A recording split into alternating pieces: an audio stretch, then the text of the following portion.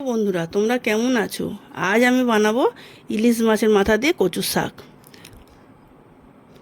প্রথমে কচু ডান্ডিগুলোকে আমি কেটে নিলাম। কেটে নিয়ে কচুর ডান্ডিগুলোকে আমি আস্তে আস্তে ছাড়িয়ে নেব।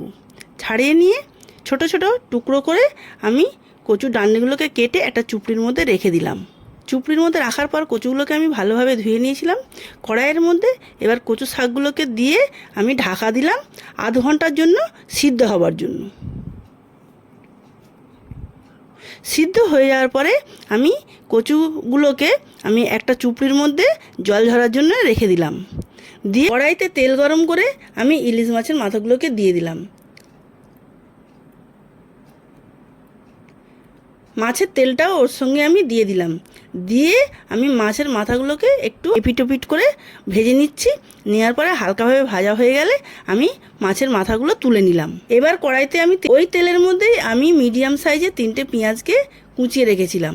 সেই পেঁয়াজগুলো দিয়ে আমি হালকাভাবে নেড়ে নেব। এবার কড়াইটার মাঝখানটা একটু ফাঁকা করে কয়েকটা তেজপাতা, শুকনো লঙ্কা আর 1 চামচ কালো জিরে দিয়ে দিলাম।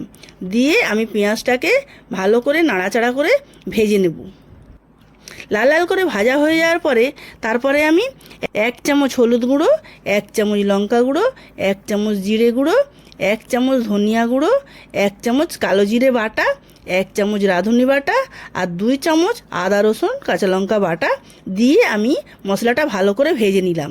নেওয়ার পরে সিদ্ধ করা কচুটাকে আমি কড়াইতে দিয়ে দিলাম। দিয়ে আমি কচু শাকটা ভালো করে নাড়াচাড়া করে নেব। মশলার সঙ্গে কচু শাকটা যাতে ভালোভাবে মিশে যায় আমি ভালোভাবে নাড়াচাড়া করে নিলাম। নিয়ে পরিমাণ মতন লবণ দিলাম। তারপরে আমি সামান্য একটু চিনি দিয়ে দিলাম। শাকের মধ্যে আমি মাছের মাথাটা অ্যাড করে দিলাম। দিয়ে ভালো করে নাড়াচাড়া করে দেবো। নাড়াচাড়া করে নেওয়ার পরে আমি গ্যাস সিম করে আমি ঢাকা দিয়ে দিলাম। আধ ঘন্টার জন্যে আমি এটা সিমে রাখবো। রাখার পরে আমার কচু শাকটা মোটামুটি রেডি হয়ে গেছে।